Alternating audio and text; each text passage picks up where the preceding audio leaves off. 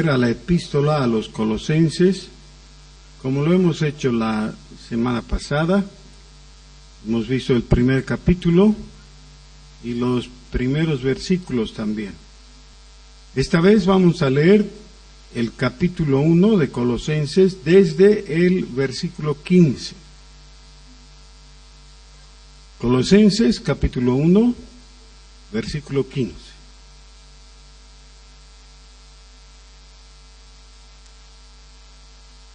Por cuanto el sujeto viene desde el versículo anterior, es decir, del versículo 13, vamos a sustituir el pronombre él por la palabra, por el sustantivo Jesús, porque a eso se refiere, ¿ya?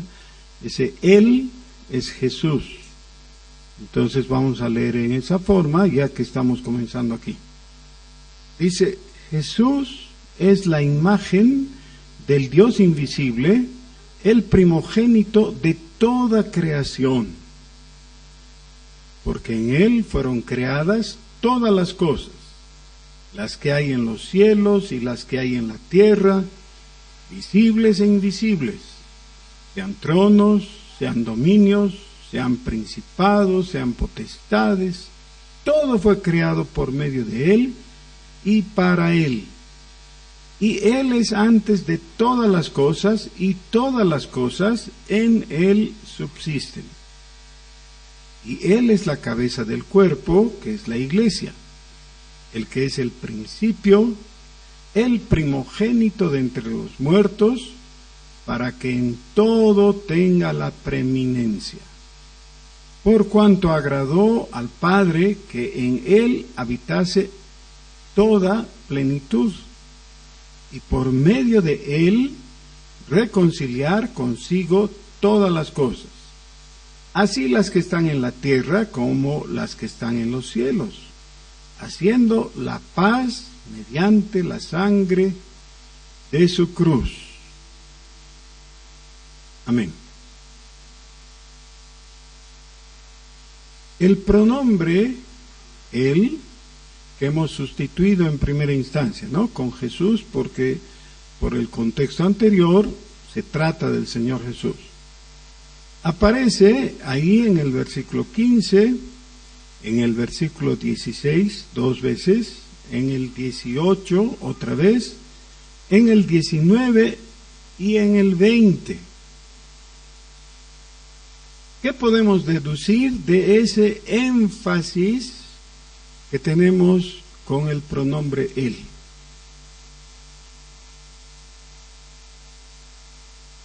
No se necesita ser muy sabio para responder esto, solo poner atención. ¿Qué podemos deducir?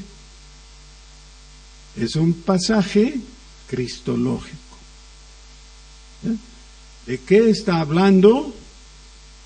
De la carrera de autos, ¿no es? No. ¿De qué está hablando? De la economía en Bolivia. No, ¿de qué? De Jesús, eso es, de Jesús. Ahora, es posible que a alguien no le interese, ¿no?, el tema, y diga: yo realmente he venido porque quiero recibir un milagro. Si Dios me hiciera un milagro, con eso estoy satisfecho, contento, eso es suficiente. Pues en este momento, en la lectura de este pasaje, no tenemos eso. Lo que tenemos es información. Información que, si no te interesa, sería mejor que revises tu visión, tus prioridades, tus intereses. Es mejor que te interese, porque esto va a determinar finalmente tu destino eterno. Otra vez, es mejor que le pongas atención. ¿Qué está diciendo? ¿De qué está hablando? Mejor que cambiemos la pregunta. Digamos, ¿de quién está hablando?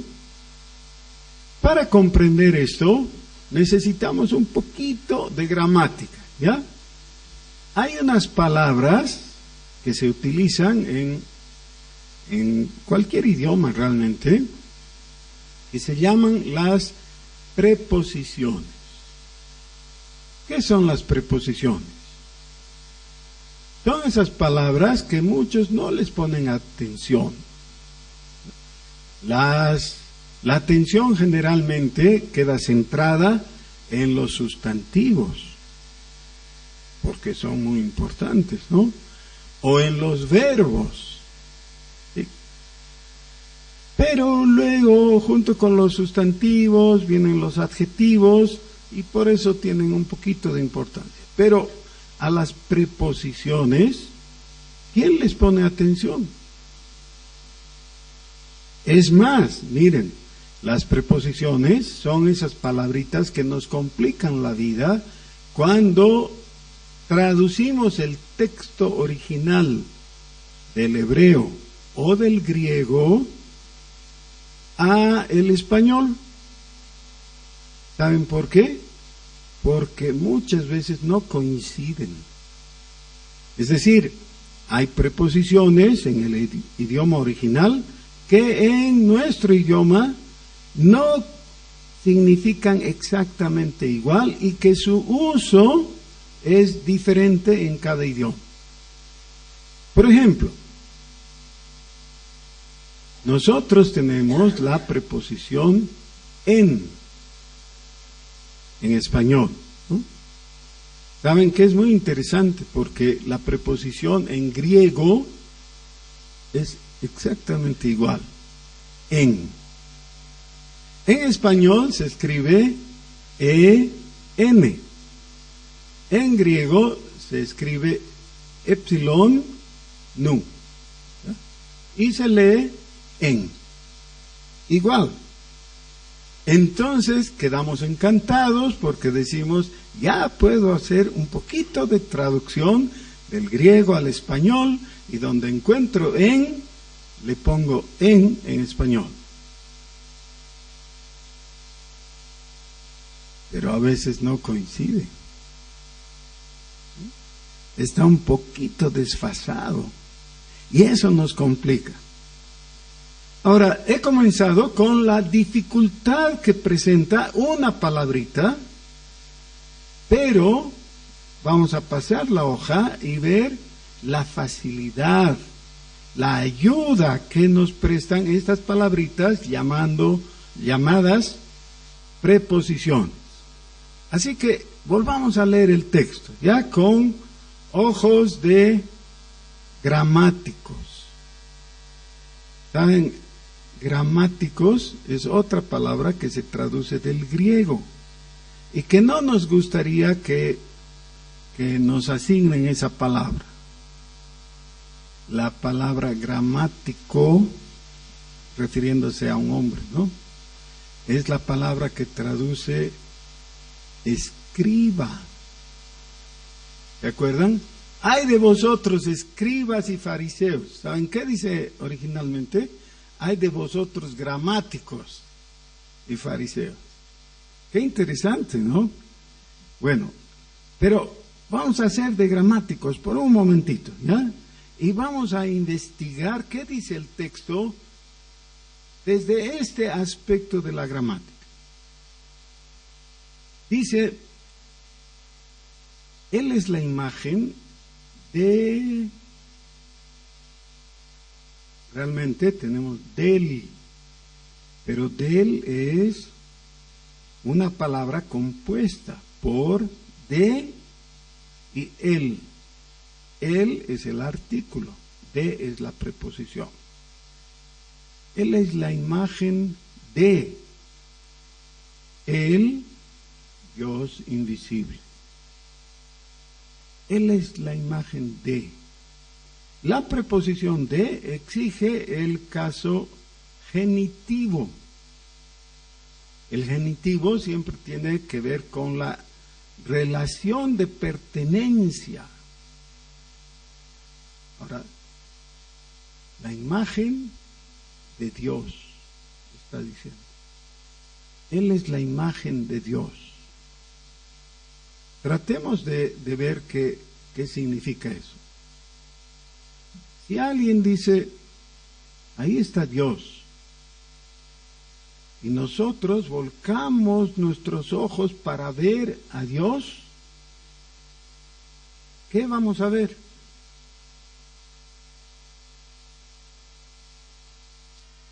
¿Qué vamos a ver? A Jesús. ¿Por qué?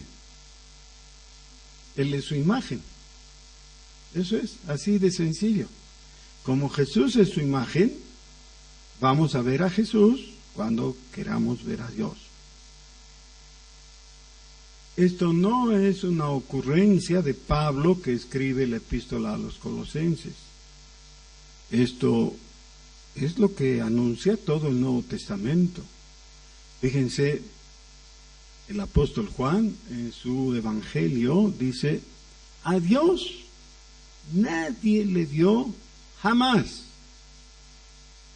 Pero no ha concluido toda la información. Esa es la mitad de la información. El unigénito Dios. En la Reina Valera dice el unigénito Hijo. Le ha hecho conocer. ¿Por qué? Porque es su imagen. Claro. Para nosotros, digamos así, reflexionando, podemos pensar en alguien y su imagen como algo distinto, pero en la realidad la imagen va con la persona. Cuando tú te miras al espejo, dices: me estoy viendo. Me estoy viendo. ¿Y qué es lo que estás viendo? Tu imagen. Entonces, tu imagen está en ti o te rodea. Permite que seas visible. Esta afirmación, para algunos en la época en que Pablo escribió esto, era algo totalmente contrario a su punto de vista. Y era contrario también a lo que por milenios el pueblo de Israel había creído y había sostenido. Porque una de las afirmaciones que nosotros todavía hacemos es: Dios es invisible, ¿o no? ¿Se acuerdan el credo? Dios es así, es invisible. Entonces, ¿cómo podemos decir Dios es invisible, pero tiene imagen?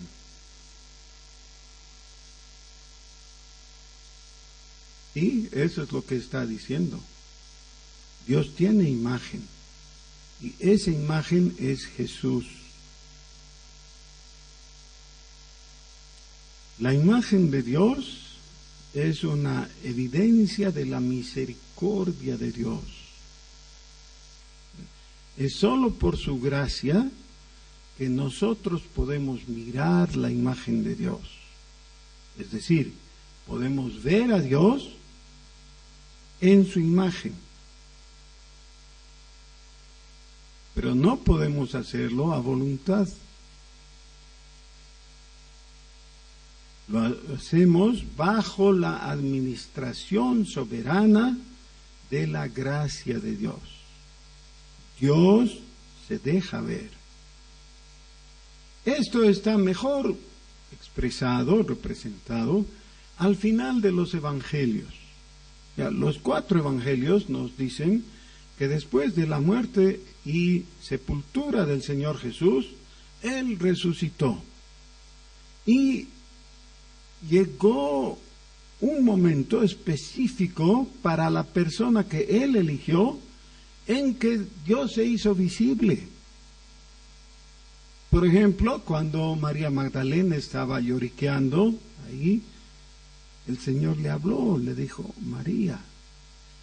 Y ella tornó sus ojos y era el Señor. Es decir, se dejó ver. Dice en el final del Evangelio de Juan, en el capítulo 20, que estaban los discípulos reunidos. Y entonces, sin utilización de la puerta, Jesús se puso en medio de ellos. y les habló y les dio una encomendación que generalmente no es muy tomada en cuenta. ¿Han visto eso? Generalmente cuando la gente quiere hablar de la Gran Comisión se refiere a Mateo 28, pero esto está en Juan 20, y en Juan 20 les da una encomendación, que fundamentalmente es la misma de Mateo 28. Pero no estaban todos. Tomás no estaba. Así que cuando llega Tomás, después de que todo esto ha ocurrido, le avisan, le dicen: Jesús ha venido, ha resucitado, se ha presentado a nosotros. Y Tomás dice: no, yo no creo. Eso sí que no. Para que yo crea, tendría que meter mis dedos a los agujeros en sus manos. Por ejemplo, por si acaso, en español no es agujero, agujero. Yo tendría que meter mis dedos para poder creer. Tendría que meter mi mano a su costado, porque yo he visto cómo ha recibido la lanza. Cuando una lanza entra en el cuerpo humano, destruye mucho, hace una perforación. Y dice Tomás: yo tendría que tocar, entonces creería. Y en ese momento Jesús se hace visible y le dice: ya, mete tus dedos, mete tu mano. Y seguramente Tomás cambia de colores, ¿no? Primero se pone blanco con el susto, y luego verde con la vergüenza, y así sucesivamente, porque lo que ha expresado recién es incredulidad pura. Y Jesús le dice: no seas incrédulo, sino creyente. Bienaventurados los que no vieron y creyeron. Bienaventurado tú que estás aquí ahora, porque has creído en Jesús y has creído que Él no está muerto, ha resucitado. Sí, pero no has metido tus dedos en los agujeros de sus manos. No has, pero has creído, ¿no? ¿Sí? Entonces tenemos una tercera instancia en la que Jesús se manifiesta.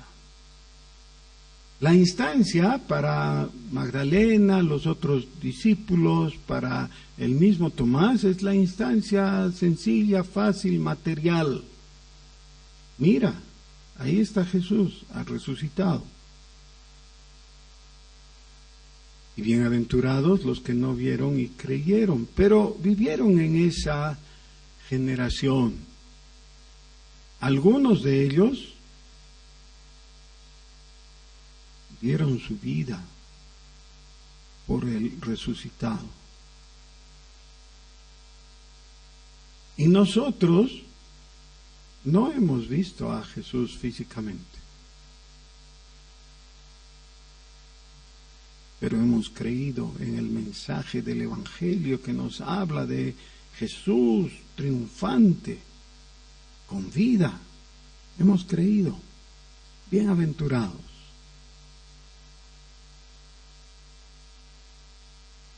Y alguien que hace la afirmación: Jesús está aquí, ¿qué debieras decir? Amén. Ahora sí le viene la palabra amén. No a las cosas que a veces se dice amén, no le viene. Pero a una afirmación así le viene amén. Porque amén significa: yo lo creo, yo lo sostengo, así es, esa es mi convicción.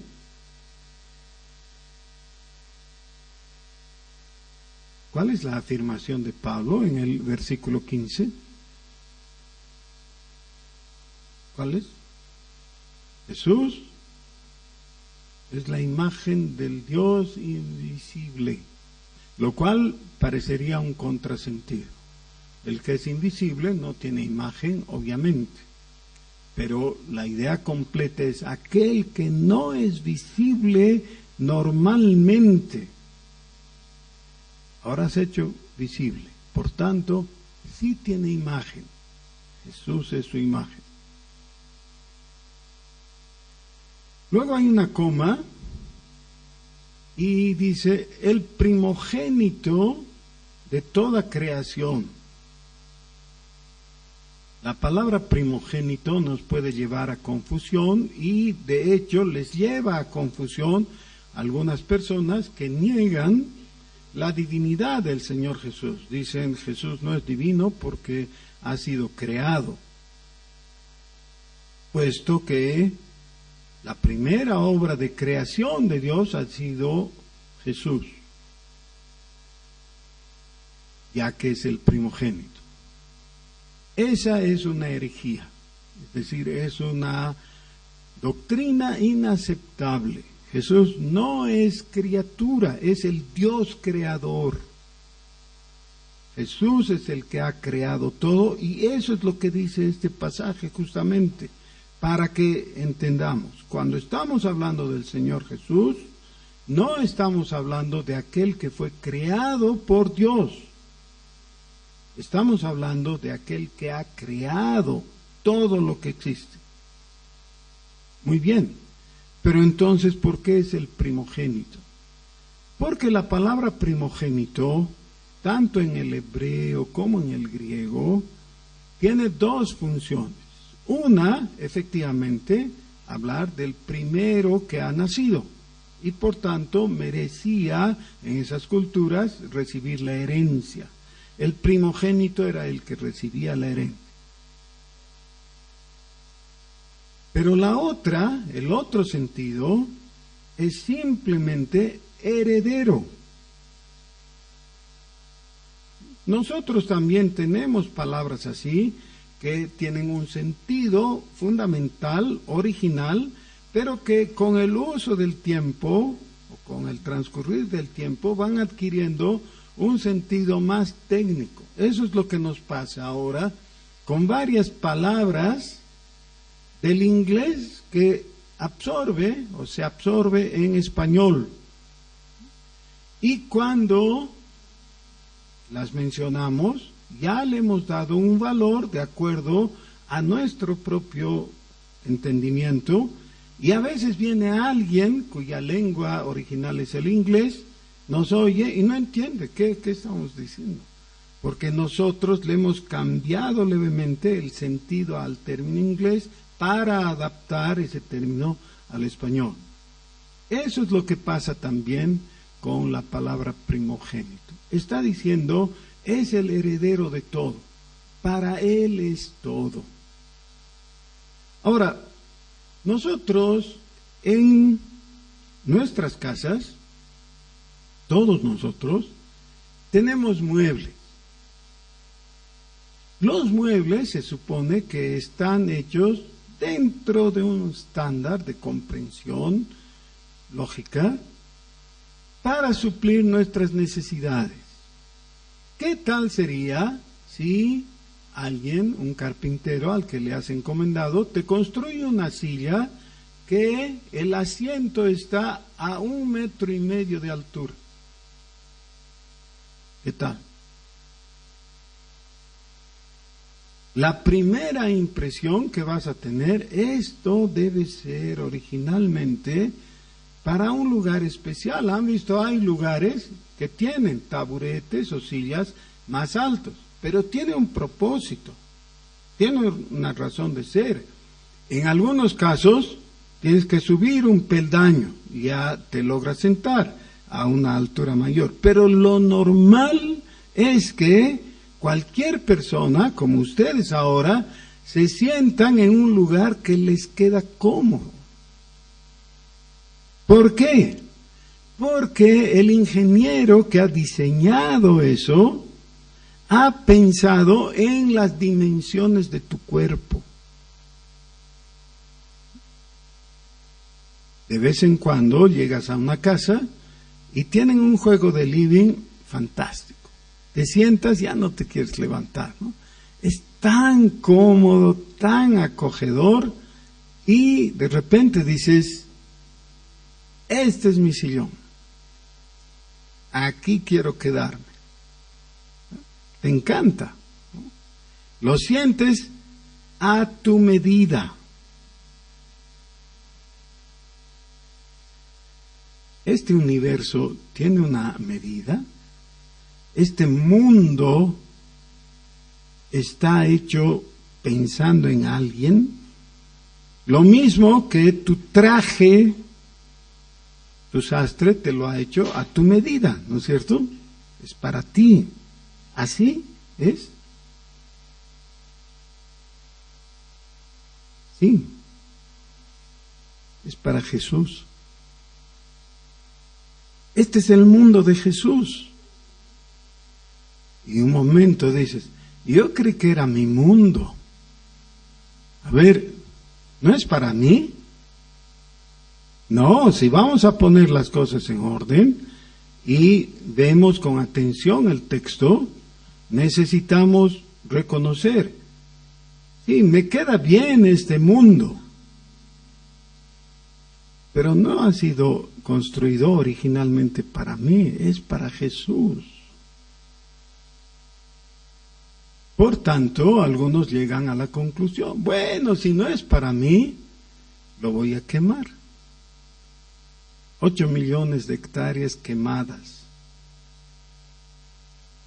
8 millones de hectáreas quemadas en nuestro país, solo en nuestro país. ¿Por qué? Si no es nuestro, lo quemamos. No, pero un momentito. Que no sea nuestro no quiere decir que no tiene dueño.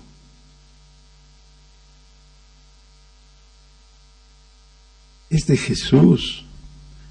Un día vas a tener que dar cuentas a Jesús por haber quemado lo que era de Él.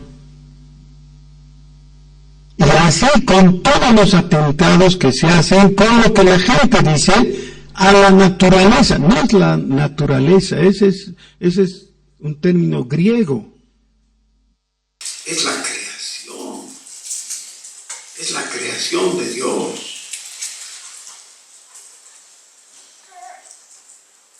Nuestra sociedad está compuesta en una fracción, en una parte, por gente que aborrece a todos y a todo.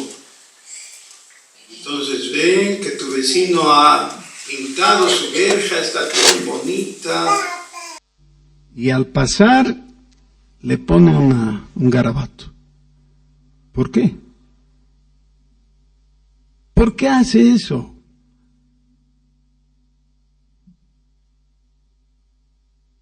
¿Qué deseo de destruir hay?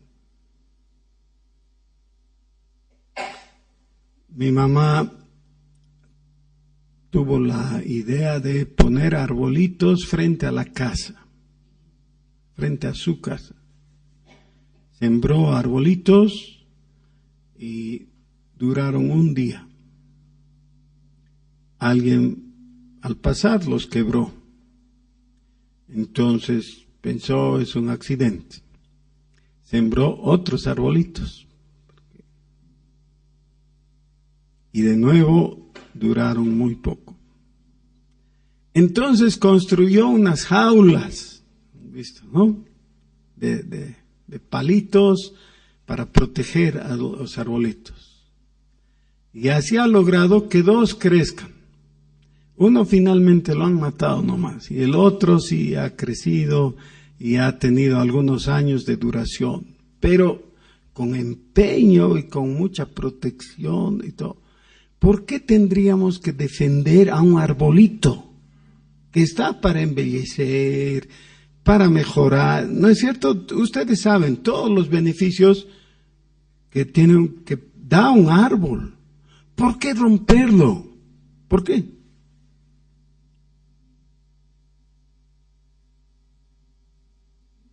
Hijos de Caín, eso es. Sí, pero necesitamos saber, todo lo que existe es de Jesús. Dios ha creado lo que existe para Jesús. Dice, porque en Él fueron creadas todas las cosas. Y aquí tenemos esta preposición en. Y hemos dicho en el original es en, ¿no? Sí, pero ¿qué significa? Porque es muy difícil. Ha creado en Él, o las cosas han sido creadas en Él. ¿Qué significa? Son cosas como tumores.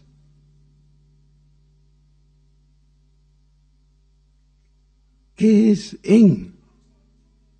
Bueno, vamos a entender cuando leamos el resto del pasaje, porque todo esto viene a aclarar. Dice, porque en Él fueron creadas todas las cosas, las que hay en los cielos, es decir, espirituales, las que hay en la tierra, las visibles, las invisibles, sean tronos, sean dominios, sean principados, sean potestades, todo fue creado por medio de Él y para Él.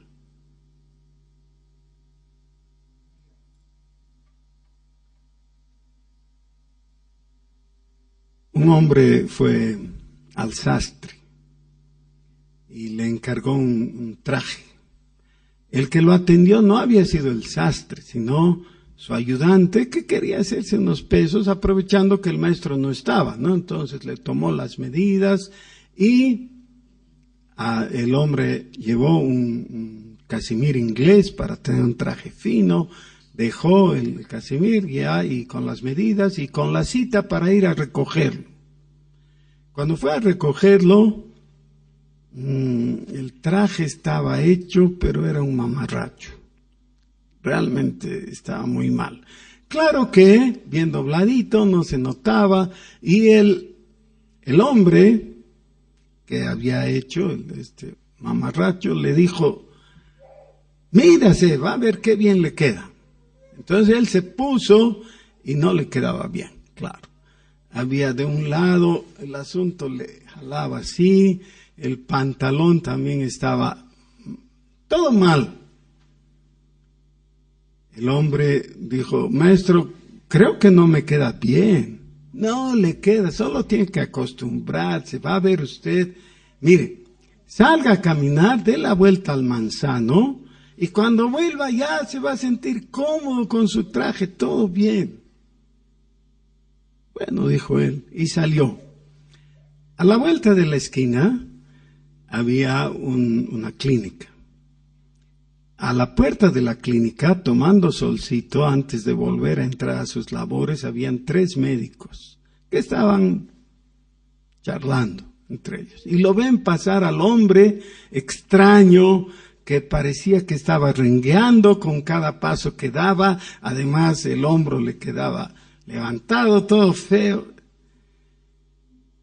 Y ellos, como eran médicos, deducen que se trataba de alguna enfermedad. Y dice uno, parece que tiene reumatismo. No, el otro dice, es parálisis. Y así cada uno daba su pronóstico, ¿no? O su opinión respecto a qué tenía ese hombre. Y el pobre hombre iba caminando, se perdió a la distancia, y uno de los médicos dijo, yo no sé qué tiene, pero el traje le queda de bien.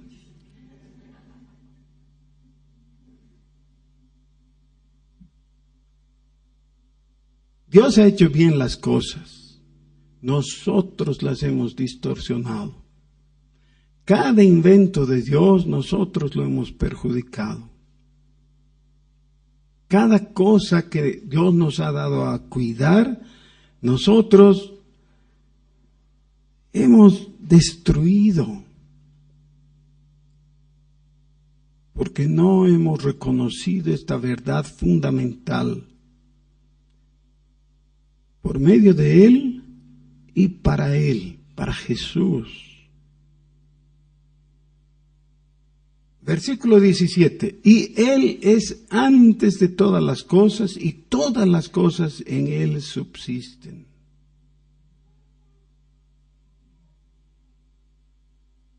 En el principio era el Verbo. Y el Verbo era con Dios. Y el Verbo era Dios. Este era en el principio con Dios. ¿Qué es el principio? Entre otros sentidos, es aquel punto tan remoto, extremo, al que puede llegar nuestra mente. ¿Ya? Si pensamos en el ahora y en el antes de, y cada vez llegamos más lejos, llega un punto final hasta donde nuestra mente puede alcanzar. No podemos ir más allá del principio. Dios no tiene esa restricción, pero nosotros sí. Solamente podemos pensar hasta ese punto denominado el principio. En el principio ya estaba el Verbo con Dios. Es decir, Jesús ya existía. Porque es eterno. Él vivía antes que la vida sea creada. Él ha creado la vida. Todas las cosas en Él subsisten y Él es la cabeza del cuerpo, que es la iglesia. Él es el principio, el primogénito de entre los muertos. Ahora, otra vez es el primogénito, lo que ya dijo antes, en el sentido de que con Él comienza la resurrección, que es algo totalmente extraño para nuestra experiencia. Pero la gran esperanza cristiana es que un día, después de que nuestro cuerpo se deshaga en la tierra, a la final trompeta, ante el llamado del Señor, los muertos van a resucitar. Los cuerpos dejados en las tumbas se van a levantar y el Señor va a tomar a los suyos.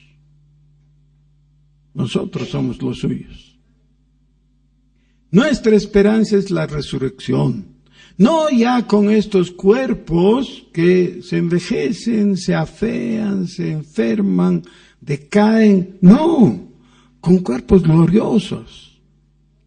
Y alguien dirá, no, esas ya son pamplinas, eso no ocurre. ¿Cómo pues? Así tengo una prueba. Jesús es la prueba. Él murió, sí, estaba en la tumba, muerto, con muchos testigos de su muerte.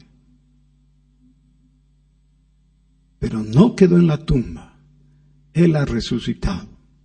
Si eso no es verdad, dice el apóstol Pablo en 1 Corintios 15, somos los más miserables de los hombres. Todo el cristianismo es un engaño. Pero, dice él, no es así. Tenemos testigos, tenemos evidencias. Jesús ha resucitado. Y esa es la evidencia de que nuestra esperanza en la resurrección tiene apoyo, tiene base, tiene solidez. Por cuanto agradó al Padre que en Él habitase toda plenitud, versículo 19, y por medio de Él reconciliar consigo todas las cosas, así las que están en la tierra como las que están en los cielos, haciendo la paz mediante la sangre de su cruz. Jesucristo es la razón de ser de todas las cosas, especialmente dado que por nuestro pecado toda la creación ha sido distorsionada. He hablado hace un momento de los incendios en Bolivia y la gran destrucción que han causado. Millones de animalitos han muerto, entre otras cosas. Un día vamos a comparecer delante del Señor, dueño de todo. Y la pregunta sencilla es,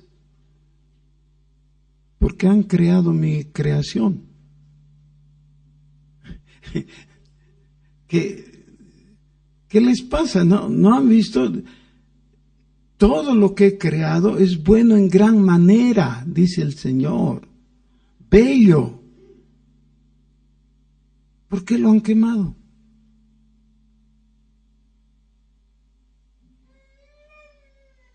Y realmente no se me ocurre una buena cosa que decirle.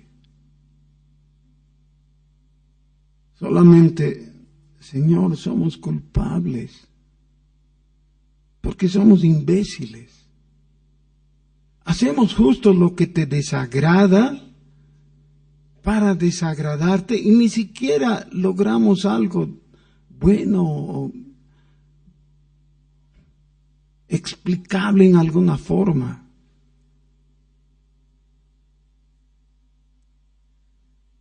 Miren, Apocalipsis dice que cada cual va a recibir el justo pago de sus obras. Si así fuera, los bolivianos tendríamos que ser quemados todos en el lago de fuego. Eso es. Dice la palabra que Dios se propuso en Cristo reconciliar consigo todas las cosas, reconciliarlas.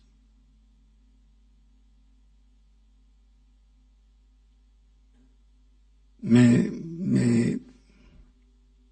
produce un gran agradecimiento. Dios quiere reconciliar consigo esta humanidad rebelde. Pero hay algo que no solamente me agrada, me entusiasma. Dios quiere reconciliarme con Él. Entonces tenemos que recordar lo que ha dicho el mismo apóstol Pablo en 2 Corintios, que hemos estudiado aquí, ¿se acuerdan? En el capítulo 5. Como embajadores de Dios, os rogamos, reconciliaos con Dios. Dios ha hecho todo lo necesario para que haya reconciliación. Dios ha ofrecido como pago por esa reconciliación la vida del Señor Jesús. Por eso en Jesús hay una base sólida para que quedemos reconciliados, para que seamos reconciliados.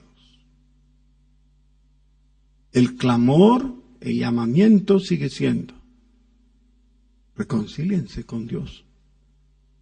Reconcíliense.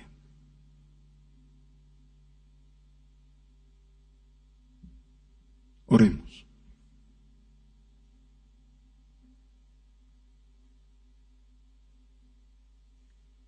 Señor, nos avergonzamos de tanto mal que hemos hecho y que hemos causado, todos nosotros, colectivamente, como sociedad, como país, como nación, y particularmente cada uno de nosotros. Perdónanos. Venimos delante de ti con la sangre de Cristo como el precio para nuestra reconciliación. Perdónanos, Señor, y límpianos de todo mal, de toda maldad. Por Jesús te pedimos. Oh Señor, reconocemos en este momento que Jesús es el primogénito. Él es la razón para que tú hayas creado todo. Pero más que eso, Él es la razón para que tú hayas redimido todo y nos brindes la reconciliación.